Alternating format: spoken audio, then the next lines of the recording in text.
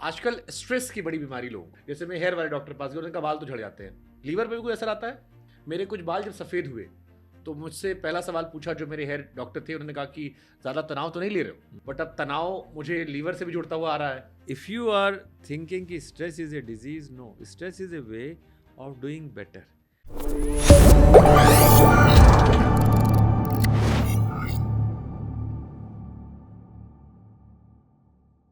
आजकल स्ट्रेस की बड़ी बीमारी लोगों को है, बहुत टेंशन लेते हैं लोग, बहुत सारी चीजें होती है। अब टेंशन से, जैसे मैं हेयर वाले डॉक्टर के पास गया, उनका बाल तो झड़ जाते हैं, लीवर पे भी कोई असर आता है।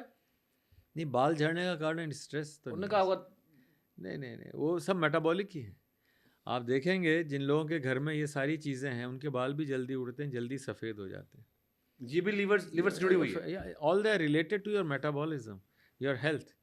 So if you are thinking कि stress is a disease, no, stress is a way of doing better. अगर आपके पास स्ट्रेस नहीं हो, एक बड़ी अच्छी किताब है वाई आई फेल्ड। 22 आदमी हिंदुस्तान के जो टॉप के थे वो वाई आई फेल्ड, उसमें एक अभिनव बिंद्रा की भी स्टोरी है कि यार 2008 में मेरे को गोल्ड मेडल मिला, उसके मैं बाद रात भर नहीं सोया था और मैंने बिल्कुल सही, अगली बार मुझे 2012 से पहले कहा कि तू सो जाना, किसी से मिलना नहीं, 1 साल शांत रहना।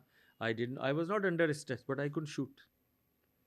So stress is a way by which you can perform well, but don't make stress deleterious to your health. अपनी बीमारी के लिए नहीं यार, मुझे अच्छा परफॉर्म करना है, मुझे प्लान करना है, but stress is not a cause and it is not because of liver. Stress is a way of your reaction, and I would urge through you, everybody should say it is a way.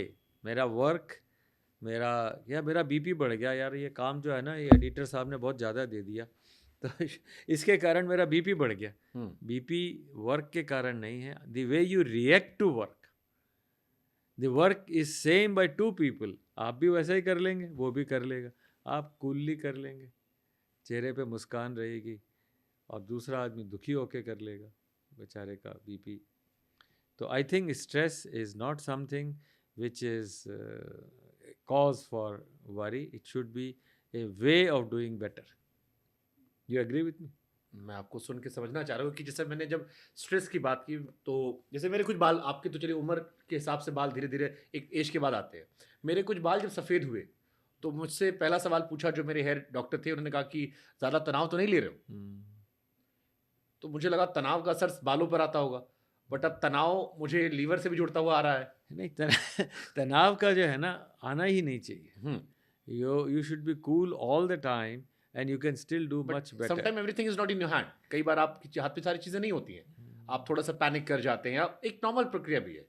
तो उसका क्या liver से कोई directly relation? नहीं, panic का कोई liver से reaction नहीं है, पर हाँ, it definitely means that you are not able to control your emotions, and emotions are, जैसे आप सुबह खुश दिखते हैं, is the best day of your life, it means you have a healthy liver, you have healthy metabolism. Liver doesn't mean an organ, it is a metabolism. जैसे आपने कहा कि हार्ट की डिसीज, जो पेरेंटल ट्री का आपने जिक्र किया 291 पे, बड़ा अच्छा आपने डिफाइन किया कि आपके माता पिता को है, या आप अगली जीन पत्री आप अपनी मिलवा कर चलिए। तो वो हार्ट की डिसीज में या बाकी डिसीज में तो चलिए हो गया, कैंसर की डिसीज में आ गया, क्या लिवर में भी वो जेनेटिकली ट्रांसफर होता है? बिल्कुल ट्रांसफर होता है, डेफिनेटली। जैसे फादर को लिवर कैंसर हुआ, या आपके फादर या मदर को लिवर का सिरोसिस हुआ, या लिवर की डिजीज़ हुई, या फैटी लिवर हुआ, you are definitely likely to get it. तो इसलिए ध्यान रखें कि आप तक वो रुक जाए, आपसे आगे नहीं जाए बीमारी।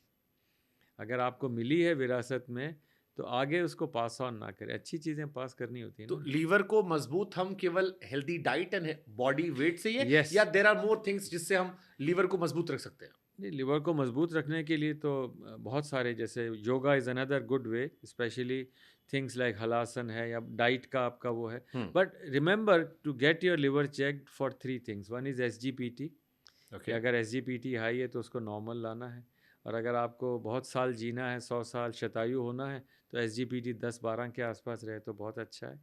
और दूसरा, शुगर जो है जितनी कम हो, blood sugar, that is reflection, because आपका लिवर ब्लड शुगर कंट्रोल करता है, पैंक्रियाज नहीं करता। एक ये मिथ है कि साहब पैंक्रियाज शुगर कंट्रोल करता है, इट इज़ द लिवर। तो lower the sugar better you are. So sugar आपकी लो हो, कोलेस्ट्रॉल और लिपिड्स जो हैं वो भी लिवर कंट्रोल करता है, वो भी नॉर्मल हो। तो लिवर को हेल्दी रखने के लिए पहले तो अपने आप को जाने कि मैं कहाँ हूँ. If I am born healthy from healthy parents, I am lucky. It is my duty that I maintain a healthy body. और बच्चे तब तक पैदा ना करिए अब तक न जब तक नहीं. पर अगर suppose I am born from a healthy parents and I have spoiled everything, मतलब मदर फादर जैसे पतले दुबले, और मैं ऐसा हो गया, तो मैंने तो खाक कर दिया ज़िंदगी को यार. तो मुझे गुंजाइश है कि यार मैं पेरेंट्स अगर अच्छे हैं तो उसको ठीक कर लूँ. पर मदर फादर अगर ठीक मतलब अनहेल्दी रहे तो ज़्यादा जिम्मेदारी है. तो मुझे डबल मेहनत. जैसे हैंडीकैप होता है कि यार अपनी गाड़ी का टायर थोड़ा पुराना है या गाड़ी के अंदर आवाज़ आती है, तो मुझे और मेहनत करके I have to maintain my car in a perfect order because I have been somewhat manufacturing defect. Super.